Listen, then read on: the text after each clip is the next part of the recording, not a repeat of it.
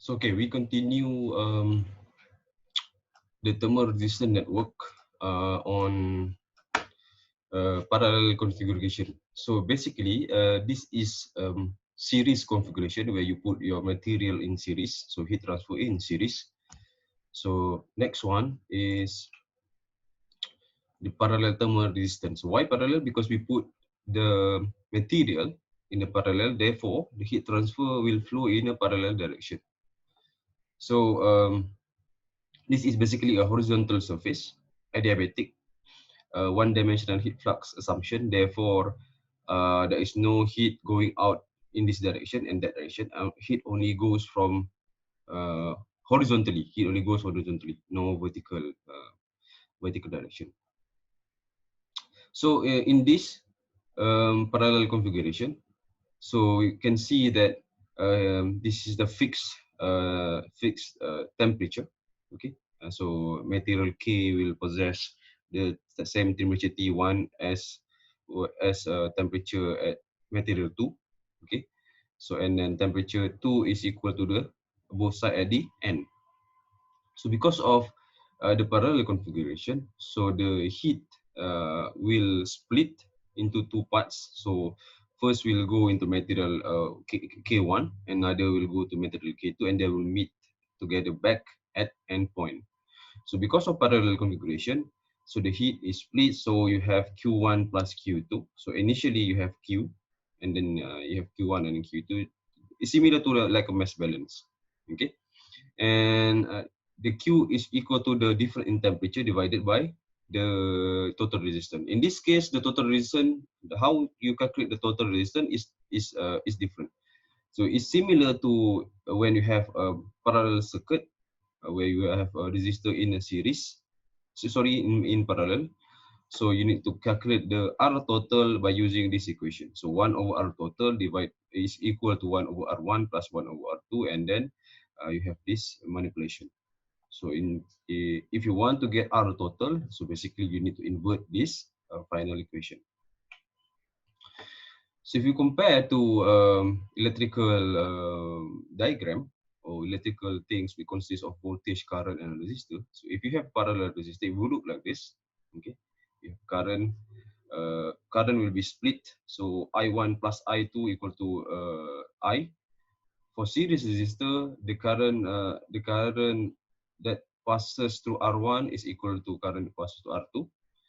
So and how to calculate the R equivalent, the total resistor is basically for series is just summing all the resistor, but in parallel you need to use this equation. 1 over R total is equal to 1 over R1, 1 plus 1 over R2, and it will increase based on the number of resistor you have. So that is the difference between series and parallel configuration for a thermal network. It's similar to electrical diagram. So back to this one. So basically, you have split Q because of parallel configuration, and then each Q will have equation that looks like this. So delta T divided by R, so T1 minus T2 because T1 is higher than T2, divided by R1. So R1 is basically this R for material 1, and plus T1 minus T2 divided by R2, basically for material 2. So since T1 and T2 are the same for both cases, so we can put that out, and then we have the R to be R1 plus R2 that looks like this one, 1 over R1 plus 1 over R2. But in order to calculate the heat transfer rate, okay, we need R total. So R total basically is because of this is parallel configuration. So R total is 1 over R total equal to R1 plus 1 over R2. So you need to manipulate this to be R total, and then you can have R total over here.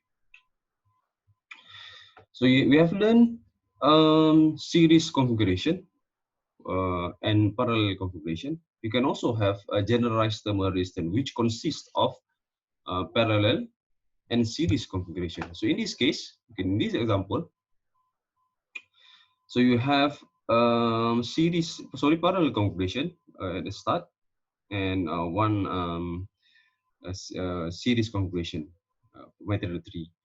But most importantly, you need to know how many heat transfer phenomenon that occurs in this problem, right? So in this case, there is no heat convection over here. There's no the ambient, no heat transfer coefficient occurring at one side of the wall. Okay, let's call it a wall, and then we have a convection over here. We have a fixed temperature. So fixed temperature is not a heat transfer phenomenon. Therefore, you don't need to have a resistor to represent a fixed temperature over here, because fixed temperature will sit on the resistor. So that's why temperature 1 and temperature 2 are equal. So, but for K1 and K2, we have basically two heat transfer phenomenon, or basically a conduction for material K1 and conduction for material K2. Therefore, you have two resistors over here. And because this is arranged in such a way in parallel, so you need to make it in parallel. And then you have a series over here, R3.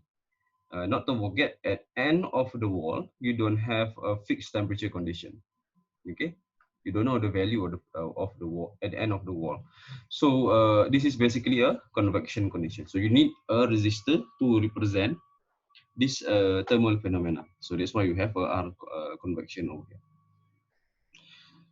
So in order to calculate the heat transfer rate across the system, okay, across the system, so you need a temperature T1 over here and T infinity, because that is the end of your thermal network. And then you need to R total, which means you need to have all the resistor of the heat transfer resistor. So R total is basically R12. So the summation of this, R12, R3, this is the R3 and R convection over here. So because R1 and 2 are arranged in such a way in parallel, okay, you need to use this equation, okay, or you can use the electrical equation to find the total resistor for parallel, okay. It's a similar thing, and you can plug it here. So this is basically you make for the parallel to be series, and then you add them together. Because series, you can add them together, the resistor, but in parallel, you can add them together. You need to do some manipulation, and then changing from parallel to series. Okay, it looks like this one, and then you can add them together. So you have successfully changed from series to parallel configuration to series by using this equation, and add the R3 and R convection. Okay, then you can calculate the heat transfer rate. Okay, so Q over here, so because this is a combination of parallel and series, so Q at R3 is equal to Q at R convection. But Q at R3 is not equal to Q at R1, right? So Q at R1 is not equal to Q at R convection. So no, because this is parallel. You need to make it series, the summation of this, and then you can equate that this Q, the two Qs equal to this Q, and this Q. So R1 is basically conduction for material K1. This is the resistance equation, L1 divided by Ka. It's basic equation that we use many times until this point. Conduction for K2 is L2 divided by K2A2. Okay, R3 is the this equation, and convection 1 over H area. Okay, this is an example. I believe this is final exam a couple of years ago. So we have series and parallel configuration. We have ambient at this side. Okay, we have an ambient. Okay, and when we have ambient at both sides. Okay, so T out and T in. So we need to find the temperature heat transfer rate across this system. Okay, first we need to draw the resulting thermal resistor network. So we need to identify how many heat transfer mechanism or heat transfer phenomena we have here. So we have convection 1, conduction 2, conduction 3 and 4. Another one is 5. But 3 and 4 is 3 and 4 are in parallel. So basically, the number of resistors that will appear in this system is 1, 2, 3, 4, and 5. So 1, 2, 3, 4, and 5. So 3 and 4, 3 and 4 are parallel. So, all right. So the area is given. Okay. Okay. Great. So we need to add them together. So we have the thermal conductivity. So this is the not R, sorry, this is K, the thermal conductivity of common brick, hardwood, and particle board. So basically, this value you can found in your heat transfer textbook at the end at appendix. So there are lots of thermal conductivity value of a certain material. All right. So you want to find the R naught, basically heat transfer, sorry, thermal resistance for convection. Okay, 1 over HA. So this is the value. So R1, this is L divided by KA. So you have R2, R3, and Ri. So basically R2 and R3 is parallel. So rearrange the resistor. You have this in series. Okay, add them together. We have 2.32. So since we are using temperature T naught and T in as the guidance for calculating your heat transfer rate, T naught and T in. So we need to include all the resistor in the calculation. So that's why we need to calculate all. So if you want to calculate heat transfer rate based on T naught and T1, you need only R. You don't have to calculate all. But since we don't know the temperature T1, so that's why we need to choose T naught and T in, and then that forces us to calculate all the thermal resistance. So over here we have the overall thermal resistance value. So 45 over there and 25 over here, and then we get the heat transfer rate 8.6 watt. So second is during cold time winter, if the outside temperature drop to 5 degrees C, assuming the same heat transfer coefficient for 45, calculate the amount of heat transfer. In this case, the temperature is switched. Okay, so the temperature is switched, initially 45 and 5, and then you have 5 and 45 over here. Temperature is switched. The heat transfer value, the value of heat transfer rate is identical. The only thing change is the sign, because if you have 45 over here, 5 over there, so heat transfer will go over there. If you have high temperature over T in and low temperature T out, heat transfer will go over there. So the thermal resistance value is the same, only the direction of the heat transfer is different. All right, so that is for Cartesian coordinate. Okay, thermal resistance for Cartesian coordinate. So we have another one is in a cylindrical coordinate. Let's say you have a pipe. You want to know the temperature inside the pipe or surface of the pipe, or you want to put insulation on the pipe. So there is also the same method. The method is similar to the Cartesian coordinate, but you are using different equation. That's all. All right. So you have a look at here.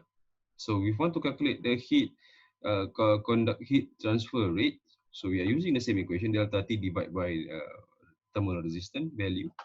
So R cylindrical, but for cylindrical coordinate, so the conduction for cylindrical is given by this equation. So natural logarithm of multiplied by R2 divided by R1, okay, and divided by 2 pi L. Okay, so this is a value of the outer radius of the pipe. R1 is inner the radius of the pipe. 2 pi length of the pipe. Okay, basically you want to calculate the area, and the thermal conductivity, the value of thermal conductivity of the pipe. So this is for cylindrical, and this is for equation for spherical. So let's say we have a hot fluid flowing inside the pipe and cold fluid flowing on outside of the pipe. Okay, so we want to come out with the thermal resistance network. So we need to determine the heat transfer phenomena first. So first we have convection, okay, because of hot fluid. So one resistor, conduction on this pipe, okay, one resistor, and then convection outside of the pipe. Okay, 3 resistors. So we have 3 resistors over here. So since convection thermal resistance is 1 over HA, so this is basically the area inside this. So 2 pi R is the circumference and multiplied by L. So you have the internal area of the pipe multiplied by heat transfer coefficient. So initially 1 over HA. So this 2 pi R is basically the area of internal of the pipe. So for thermal resistance for conduction on the material or the pipe. So this is the main equation. okay, logarithm, natural logarithm. So outside the radius divided by inside the radius and divide by 2 pi Lk. And for R convection, so thermal resistant network, thermal resistant for a convection outside of the pipe. So initially 1 over the general equation 1 over HA, but because this is cylindrical, so we need to calculate the outside area of the pipe, which is we are using R2 instead of using R1 for internal. So 2 pi R2 multiplied by L, okay, and then multiplied by H2. So this is for cylindrical, this is for spherical. So this is the more clear image of it. So we have hotter fluid flowing inside the pipe, convection, one resistor, conduction, another resistor or in the pipe, and then heat transfer out of the pipe represented by convection out of the pipe. Okay, so this is a summary of the previous slide. All right, so this is for one pipe. So what if we have multiple layer? So this is your steel pipe, you put insulation, another insulation. So the methods are the same with Cartesian coordinate or wall system. But we are using different equation, that's all. Because for thermal resistance for conduction in the pipe, we are using this equation. That's all. That's what the main thing about thermal network in cylindrical coordinate. So we only coordinate different. The main physics is the same with Cartesian coordinate. All right. So let's say we have this system. So we have convection inside the pipe. We have a steel pipe. We have two insulation, and we have convection at the end. So basically, we have 1, 2, 3, 4, 5 heat transfer phenomena. Therefore, we need to have 5 resistors, right? So each resistor will have 2 temperature point. So of course, in the internal one, we will be sharing the temperature point between the resistor. So this is represented by T ambient. So T1 is T surface, T2 over here, T2 along the surface, T4 along the external region of the pipe, and T ambient is basically the ambient of outside of the pipe. For cylindrical coordinate, or if you're dealing with a pipe problem, if you want to come up with us with the thermal resistance network for pipe, so there is only series arrangement. Okay, normally there's no parallel arrangement in pipe, so that's easy to solve. But you are using a bit of complex mathematics because you are using this equation rather than the straightforward in the Cartesian coordinate. Okay, so this is the total resistor. You are summing every resistor inside the system. So this is convection 1 over HA. So A will be changed by 2 pi R1 multiplied by L length of the pipe, and this A4 is much more larger because the higher value of radius. Okay, so if you want to calculate the heat transfer rate in the system, okay, based on temperature T ambient 1 and T2. So right now we are working with T ambient 1 and T2. In this boundary, you have only 2 resistors, right? So your R total will be only these 2 resistors. If you want to calculate your heat transfer rate based on T ambient 1 and T ambient 2, so basically this one, T ambient 1 and T ambient 2, you need R total because in this boundary of T ambient 1 and T ambient 2, you have 1, 2, 3, 4, 5 resistors. Okay, and but the value of Q will be equal from this one and that one. Depend on how to choose, depend on the information you have. Let's say you have T ambient 1, and T1, so you can calculate Q directly from these two temperature point, no problem. But if you have T ambient 1, normally we have the ambient condition both from first to end. That's why we need the R total. So for this case, you want to calculate heat transfer rate from T2 and T ambient 2. So under this boundary, you have 3 resistors, R2, R3, and R convection 2. So that's why you have 3 resistors over here. Okay, this is some example. So let's say you have steam over here. We have if we have the pipe, and then we have insulation, and then we have ambient 2. So we have one thermal condition, 1, 2, 3, and 4. Okay, we have two convection, inside of the pipe and outside of the pipe, and two conduction with different material value. So we have four thermal resistance. So as you can see over here, we have four resistors, and in between we have temperature. So basically T inlet, T1, T2, T surface, and T ambient 2. So we start with calculating the thermal resistance for each heat transfer phenomena.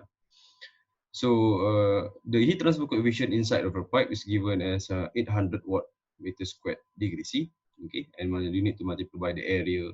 Okay, the diameter is 0.6. You can use pi d multiplied by L. Okay, we have this value, and then we want to calculate the thermal resistance for conduction in the steel by using this equation. So in this equation, they are using diameter instead of radius. It's okay. It's the same thing as long as you keep the diameter and radius are identical. So it will cancel each other. And next one is R insulation, the thermal resistance for insulation. Okay, the value K is different and the radius is different. So remember that you are mapping the outer to inner for steel, and insulation the outer to the inner of the insulation. And R ambient is outer is 1 over HA, so H is 200. The area is basically the maximum diameter multiplied by length. So in total, you need to find all the total. Okay. The inside the temperature is 200, the outside is 10. So you have in and out. So therefore, you need to calculate the total thermal resistance for these four resistors. So you have this value. So you use equation Q equal to delta T divided by R. So R you have calculated over here. Temperature you know, inside and outside. So this is the value of heat transfer rate, 15.95 kilowatt. So if you want to find the surface temperature at the surface of the insulation, so you use this equation. Okay. In this example, they are using T surface, okay, T surface over here to the T ambient outside, ambient 2 over there. So what you need to include only R0, okay, only the distance R0 for your calculation. So R0 is basically this one, this value.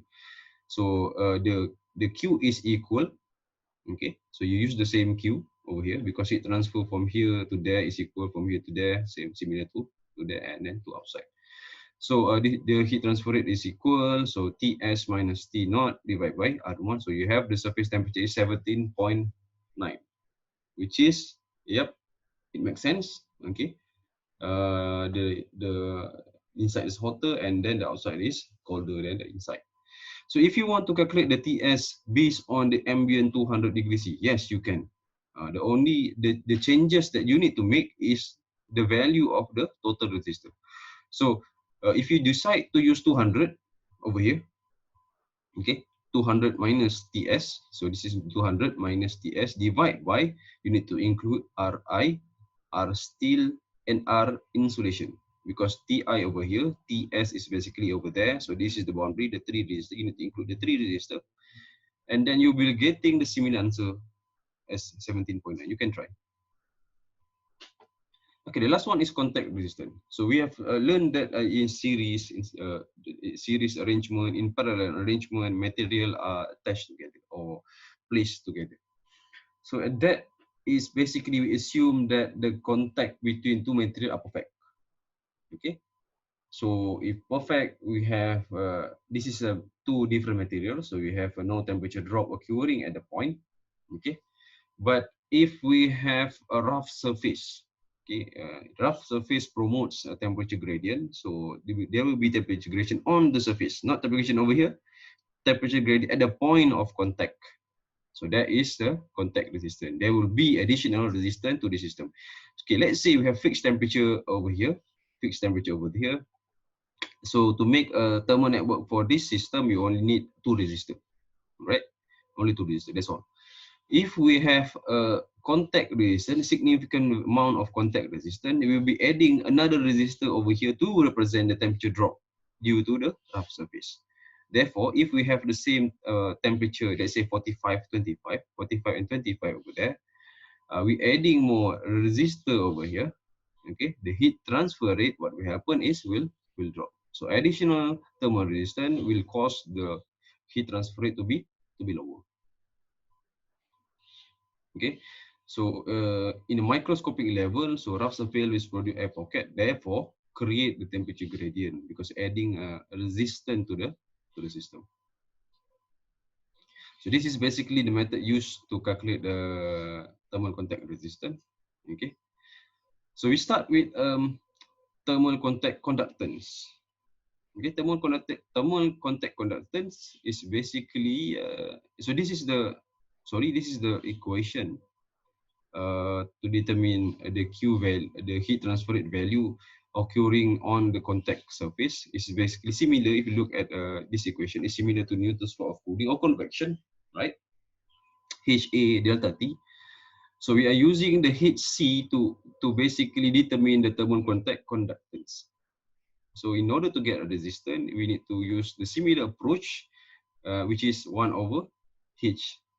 Okay, so Hc is basically the thermal contact conductance. So if you in convection is thermal, is basically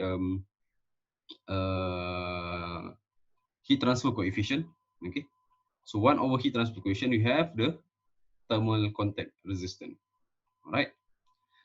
So this is the value of thermal contact conductance. So if you want to calculate the thermal contact resistance, you will see 1 over this value.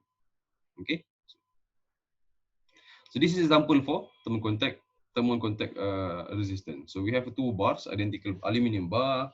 We press them together, and then there will be a contact resistance between the surface.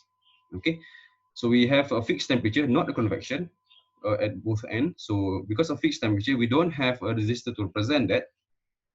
So we have only one resistor on this material, contact resistor, and another resistor for represent to represent another material. So basically we have three resistors. This for material, R not for material, and R contact is for in between resistor occurring due to the non-uniform contact. So the value of the aluminium thermal conductivity of aluminium is 176. The thermal contact conductance is 11,400 by diameter 0.05. Okay, and length of each bar is 0.5 meter.